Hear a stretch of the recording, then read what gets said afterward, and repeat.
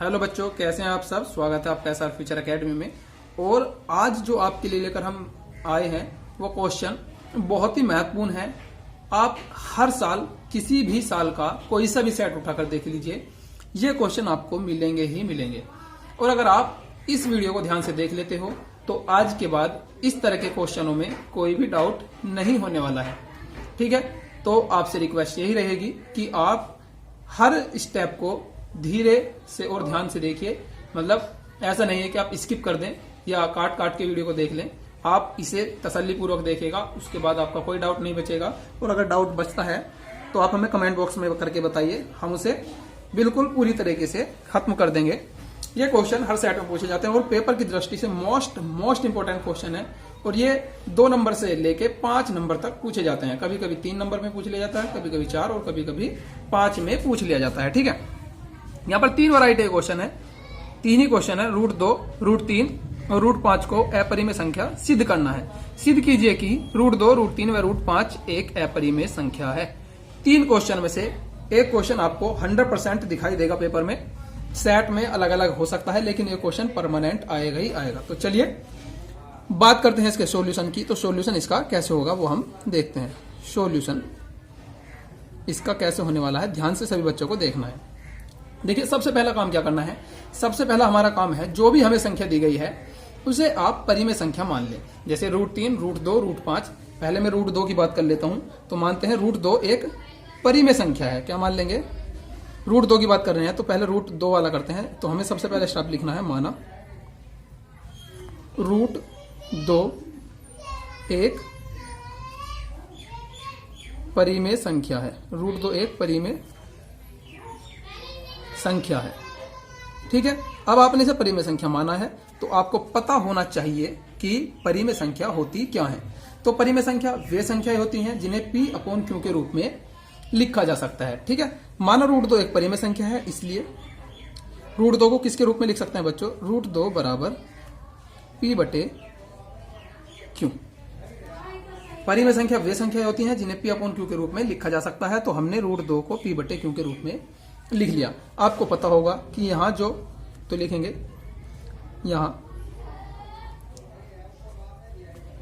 Q = 0। परिमेय संख्या में Q = 0। परिमेय संख्या में कभी भी Q 0 नहीं होता। साथ ही साथ एक बात का और ध्यान रखें कि P व Q ऐसी संख्याएं माननी जानी चाहिए जिनमें एक के अलावा कोई भी उभयनिष्ठ गुणनखंड ना हो। तो जहां या यहां Q = 0 व P व Q में एक के अतिरिक्त कोई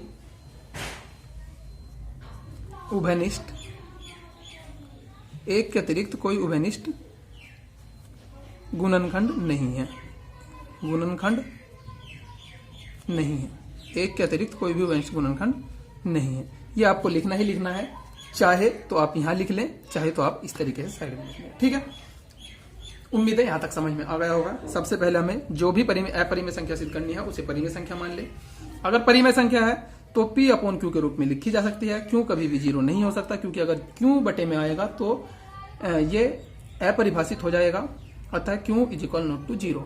P व Q में एक के अतिरिक्त कोई उभयनिष्ठ गुणनखंड नहीं है। हमने ऐसी संख्या माना है P और Q को कि इनमें एक के अतिरिक्त कोई भी उभयनिष्ठ गुणनखंड नहीं है। ठीक है बच्चों, आप इस पूरे की जगह ऐसे भी लिख सकते हो कि P व Q सहअभाज्य संख्याएं हैं, क्योंकि सहअभाज्य संख्याओं का मतलब भी एक के अलावा कोई उभयनिष्ठ गुणनखंड न होना ही है। ठीक है, अगला काम क्या करना है आपको? तो अब हमें क्या काम करना है? अब हमें दोनों पक्षों का वर्ग कर देना है। ठीक है, यह लिखेंगे दोनों पक्षों का वर्ग करने पर। दोनों पक्षों का वर्ग करने पर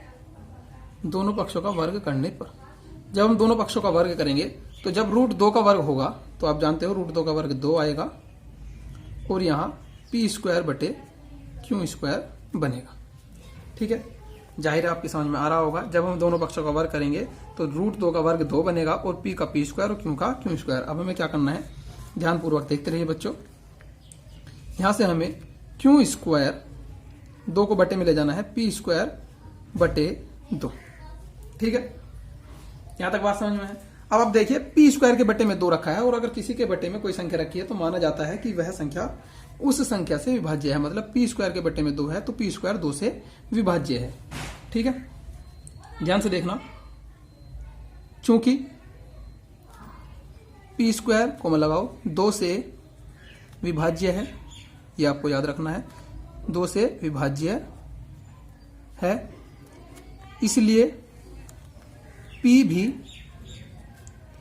2 से विभाज्य होगा। ठीक है, ये बात समझ में आ गई होगी। अगर पी स्क्वायर 2 से विभाज्य है तो P भी 2 से विभाज्य होगा। अब देखिए ये बात आपको समझ में आनी चाहिए कि अगर पी स्क्वायर 2 से विभाज्य है तो P भी 2 से विभाज्य होगा। इसका क्या मतलब है, चलिए हम इसे आपको समझाते हैं। तो इसका मतलब ये है कि अगर पी स्क्वायर 2 से विभाज्य है तो P भी 2 से विभाज्य होगा। कहने का क्या मतलब है, मैं आपको यहाँ पर अलग से समझा देता हूँ। ठीक है, देखिए मैं इस पन्ने पर आपको समझाता हूँ। मान के चलिए यहाँ पर हमारे पास संख्या है 2 का स्क्वायर बराबर 4। तो देखिए 2 का स्क्वायर 4 है तो ये 2 से विभाज्य है। तो आप जो जिसका स्क्वायर है इस संख्या को देखिए, ये 2 भी तो 2 से विभाज्य है। ठीक है, 4 कर लिए, 4 का स्क्वायर 16 है, 16 2 से विभाज्य है, लेकिन देखिए 4 भी तो 2 से विभाज्य है ना भाई। 4 को 2 से भाग करेंगे, ये 2 से विभाज्य ही होगा। कहने का मतलब ये है कि अगर किसी संख्या का स्क्वायर किसी निश्चित संख्या से भाग हो रहा है तो जिस संख्या का स्क्वायर करा है वो संख्या भी उस संख्या से विभाजित होगी। उम्मीद है समझ आ गया होगा। चलिए आगे चलते हैं। तो 2 से यहाँ पे विभाज्य हो जाएगा। अब हमें क्या करना है, इस P के जगह, ध्यान से देखना, इस P के जगह, बात समझ आ रही बच्चों, तो यहां पे हम क्या करेंगे, माना P स्क्वायर, इसे इक्वेशन फर्स्ट मान लेते हैं, यहां पर फर्स्ट लिख लेता हूं। माना P बराबर 2a मान लेते हैं, P बराबर 2a। अब देखिए बच्चों ध्यान से, P बराबर 2a ही क्यों हमने माना और क्यों नहीं माना। देखिए अगर कोई भी संख्या 2 से विभाज्य है तो ये जरूरी है कि उसमें 2 एक कॉमन फैक्टर होगा। ठीक है, जैसे आप 4 को देखिए, 4 किससे विभाज्य है, 2 से, तो 4 के टुकड़े करेंगे तो 2 और 2 आएंगे। 6 देखिए, 6 2 से विभाज्य है, 6 के टुकड़े करेंगे तो 3 गुना 2 आएंगे, फैक्टर 2 है।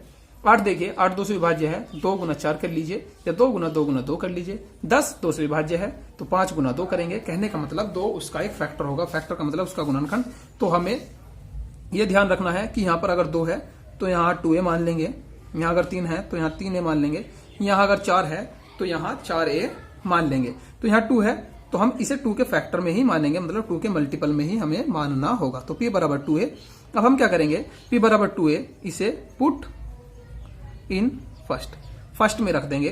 तो पुट इन फर्स्ट करेंगे, ध्यान से देखना है बच्चों, तो यहां बनेगा हमारा क्यू स्क्वायर बराबर P के जगह रखेंगे 2a का स्क्वायर बनेगा बटे 2।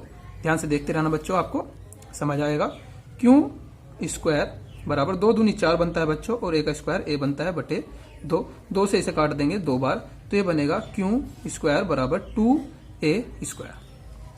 यहां तक समझ आ गया होगा। चलिए थोड़ा आगे करते हैं। तो यहां पे देखिए ध्यान से, तो ये बनेगा, अगर मैं यहां से a स्क्वायर का मान निकालना चाहता हूं तो बनेगा क्यू स्क्वायर बटे 2। ये ऐसे कैसे बना, a स्क्वायर के गुना में क्या है 2, तो 2 को हम भाग में ले जाएंगे।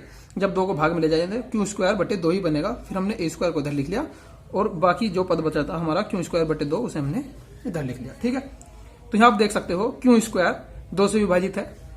क्यू स्क्वायर किससे विभाजित है, चलिए इससे आगे मैं यहां पर करता हूं, ध्यान से देखना। ठीक है, यहां आप देख सकते हो क्यू स्क्वायर 2 से विभाजित है, तो यहां पे लिखेंगे चूंकि क्यू स्क्वायर 2 से विभाजित है, क्यू स्क्वायर 2 से विभाजित है, क्यू स्क्वायर 2 से विभाजित है, ये तो ऐसे भी हो जाएगा, हाँ, क्यू स्क्वायर 2 से विभाजित है, इसलिए क्यू भी 2 से विभाजित होगा। क्यू भी 2 से विभाजित होगा। उम्मीद है आपकी समझ में आ गया होगा। अभी हमने बताया अगर कोई संख्या क्यू स्क्वायर, मान लिया कोई संख्या का स्क्वायर करें, जैसे 6 का स्क्वायर 36, तो अगर 36 2 से विभाज्य है तो 6 भी 2 से विभाज्य होगा। 8 का स्क्वायर करें, 8 8 64, 8 का स्क्वायर 64, 2 से विभाज्य है तो 8 भी 2 से विभाज्य होगा। ठीक है, इसी तरीके से हमें करना है। बात समझ में आ गई? हाँ, यहां तक आ गई होगी। अब हमें एक चीज देखनी है, यहां पर हमने माना था P व Q में एक के अतिरिक्त कोई उभयनिष्ठ गुणनखंड नहीं है, लेकिन हमने यहां पर देख लिया कि यहां देखिए ध्यान से, यहां पर P स्क्वायर 2 से विभाज्य है, P भी 2 से विभाज्य है, मतलब P 2 से कट रहा है, यहाँ Q 2 से कट रहा है, जबकि हमने माना है P व Q में एक अतिरिक्त कोई भी उभयनिष्ठ गुणनखंड नहीं है, और हमारे सवाल में P और Q का एक उभयनिष्ठ गुणनखंड 2 आ रहा है। ठीक है, तो ये हमारा जो हमने माना है उसका विरोध कर रहा है ना। तो अगर ये उस संख्या का विरोध कर रहा है तो जो हमने माना है वो गलत मान लिया है, मतलब हमारी वो गलत अवधारणा है। इसी तरीके से इसमें यहाँ पे हमें लिखना है। चलिए देखते हैं कैसे लिखना है। ठीक है, अब हमें यहाँ पे ध्यान से रखना है। यहाँ पे लिखेंगे चूंकि P व Q 2, ये कोमा लगाया, P व Q 2 से विभाज्य है, P व Q 2 से विभाज्य है। विभाज्य का मतलब भाग होना ही होता है, विभाज्य है। ठीक है, इसलिए 2 P व Q का एक उभयनिष्ठ गुणनखंड है, एक उभयनिष्ठ, ध्यान से देखते रहिए बच्चों, एक उभयनिष्ठ गुणनखंड है, एक उभयनिष्ठ गुणनखंड। ये लिखने वाली डेफिनेशन इसमें है, ध्यान से देखना, ये लिखना आपको पड़ेगा ही पड़ेगा। उभयनिष्ठ गुणनखंड है, ध्यान से देखना, जो एक के अतिरिक्त है, क्योंकि हमने एक के अलावा मानना था ना, जो एक के अतिरिक्त है, जो एक के अतिरिक्त है। अब यह ऐसा क्यों हो गया? क्यों हमने माना था कि क्यों P व Q में कोई भी उभयनिष्ठ गुणनखंड नहीं होना चाहिए, और यहाँ पे गुणनखंड आ गया। तो यह हमारी विरोधाभास के कारण हुआ है, मतलब हमारी गलत अवधारणा के कारण हुआ है। तो यहाँ पे लिखना है हमको, ध्यान से देखना, लिखना क्या है, लिखने का मैटर बहुत जरूरी है। यहाँ लिखना है यह एक विरोधाभास है। विरोधाभास का मतलब जो हमने गलती से मान लिया है, यह एक विरोधाभास है, यह एक विरोधाभास है, यह एक विरोधाभास से लिखना है। और बताना है कि यह विरोधाभास इसलिए हुआ है क्योंकि हमने P व Q में एक के अलावा उभयनिष्ठ गुणनखंड, मतलब P व Q को ऐसा माना है कि एक के अलावा कोई भी उभयनिष्ठ गुणनखंड नहीं होना चाहिए। ठीक है, यह एक विरोधाभास है। और लिख देंगे यहां पे, हमें ऐसे लिखना है, जो हमारी गलत अवधारणा के कारण हुआ है। यह एक विरोधाभास है जो हमारी गलत अवधारणा के कारण हुआ है, जो हमारी गलत अवधारणा के कारण हुआ है कि हमने √2 को परिमेय संख्या मान लिया है। परिमेय संख्या मान लिया है, परिमेय संख्या मान लिया है, परिमेय संख्या मान लिया है। ठीक है, इसके आगे लिखना है, ध्यान से देखना, अतः √2 परिमेय संख्या नहीं है। √2 कि हमने √2 को परिमेय संख्या मान लिया है, अतः √2 एक अपरिमेय संख्या है। गलती से लिखा गया, अपरिमेय लिखना है, अपरिमेय संख्या है, अपरिमेय संख्या है। ध्यान से देखना बच्चों, ये लैंग्वेज आपको ध्यान से लिखनी है। ठीक है, एक बार फिर ट्राई करते हैं। हमें √2 को एक परिमेय संख्या मानना है।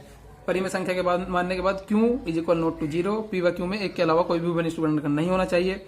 दोनों पक्षों का वर्ग करेंगे, यहाँ पर 2 बनेगा, P² बटे Q², Q² को धर ले जाएंगे, P² बटे 2। यहाँ देख रहे हैं कि P² बटे 2 है, मतलब P² 2 से विभाजित है। अगर P² 2 से विभाजित है तो P भी 2 से विभाजित होगा। ये मैंने आपको बता दिया कैसे करना है। उसके बाद हमें इस P के जगह वो संख्या माननी है, अगर यहाँ 2 है तो 2 रखेंगे बटे में, A कोई पूर्णांक, ध्यान रखें यहाँ पर जो है A या कुछ भी संख्या मान ले K, ये क्या है, A एक पूर्णांक है, A एक पूर्णांक है। आप इसका ध्यान रखें, A क्या है, एक पूर्णांक है। तो जो भी पूर्णांक मानना है वो ऐसा मानना है जो यहां बटे में हो। ठीक है, फिर क्यू इसका मान इस समीकरण में रख देंगे तो क्यू स्क्वायर बटे पी की जगह रखा 2a स्क्वायर है तो स्क्वायर बटे 2 का स्क्वायर 4 a स्क्वायर बटे 2 से 2 कटा क्यू स्क्वायर बटे 2a स्क्वायर। यहां से a स्क्वायर बटे 2 बनेगा, 2 बटे में जाएगा, ये इधर लिख लेंगे, इसे इधर लिख लेंगे, क्यू स्क्वायर बटे 2। फिर यहां पे लिखना है चूंकि क्यू स्क्वायर 2 से विभाजित है अतः इसलिए क्यू भी 2 से विभाजित होगा। अब देखिए चूंकि पी व क्यू 2 से विभाज्य है इसलिए 2 पी व क्यू का एक उभयनिष्ठ गुणनखंड है जो 1 के अतिरिक्त है। हमने ऐसा माना था कि 1 के अतिरिक्त कोई उभयनिष्ठ गुणनखंड नहीं होना चाहिए, जबकि ये 1 के अतिरिक्त है। फिर लिखना है यह एक विरोधाभास है जो हमारी गलत अवधारणा के कारण हुआ है कि हमने √2 को परिमेय संख्या मान लिया है, अतः √2 कैसी है, एक अपरिमेय संख्या है। ठीक है बच्चों, अब बात करते हैं √3 और √2 की। देखिए यहाँ पे √3 या √5 रखेंगे तो बिल्कुल सेम प्रोसेस करना है, कुछ नहीं बदलना। √3 रखते हैं तो यहाँ बनेगा 3, 5 रखते हैं तो यहाँ 5 बनेगा। ठीक है, क्यों स्क्वायर करेंगे मतलब इधर ले जाएंगे, 3 रखते हैं तो यहाँ 3 बनेगा, 5 रखते हैं तो यहाँ 5 बनेगा। फिर लिखना है चूंकि पी स्क्वायर 3 से विभाज्य है अगर 3 रखा है, और अगर 5 रखा है तो 5 से विभाज्य है। पी भी 3 से विभाज्य होगा या पी भी 5 से विभाज्य होगा। ठीक है, आगे देखिए, माना अगर 3 रखा है, यहाँ पे √3 रखा है तो p बराबर 3a, 5 रखा है तो p बराबर 5a। पुट इन फर्स्ट करेंगे, पुट इन फर्स्ट रहेगा, क्यू स्क्वायर बराबर 2a स्क्वायर है यहाँ पे, तो फिर बनेगा 3a स्क्वायर या 5a स्क्वायर। ठीक है, और यहाँ भी अगर 3 रखा है तो यहाँ 3 बनेगा क्योंकि यहाँ 3 रखना है, 5 रखा है तो यहाँ 5 बनेगा क्योंकि यहाँ 5 रखना है। ठीक है, फिर 3 का स्क्वायर 9 बनेगा, जो 9 भी 3 से कटेगा क्योंकि यहाँ 3 आना है, और 5 का स्क्वायर 25 बनेगा तो वो भी 5 से कटेगा। क्यू स्क्वायर बराबर या तो 3a स्क्वायर आएगा या 5a स्क्वायर। फिर a का मान निकाल लेंगे, क्यू स्क्वायर बटे 3 या 5। ठीक है, फिर लिखेंगे क्यू स्क्वायर 3 से विभाजित है अगर 3 माना है, और अगर 5 माना है तो क्यू स्क्वायर 5 से विभाजित है, इसलिए क्यू भी 3 या 5 से विभाजित होगा। चूंकि p व क्यू 5 या 3 से विभाज्य है, 3 या 5 से विभाज्य है, इसलिए 3 या 5 पी व क्यू का एक उभयनिष्ठ गुणनखंड है जो 1 के अतिरिक्त है। बाकी सब ऐसे ही लिखना है, बस यहाँ √3 की बजाय √2 की बजाय √3 या √5 करना है। ठीक है बच्चों, उम्मीद है आपकी समझ में आ गया होगा। अगर फिर भी आप चाहते हो कि और हम इसे, अगर आपकी कोई सा भी क्वेश्चन समझ में नहीं आता और चाहते हैं कि इसकी एक अलग वीडियो बना दी जाए तो आप हमें कमेंट बॉक्स में जरूर बताएं। वीडियो को देखने के लिए धन्यवाद। वीडियो को लाइक करें और अपने दोस्तों तक शेयर करें। चैनल को सब्सक्राइब करना बिल्कुल ना भूलें। धन्यवाद।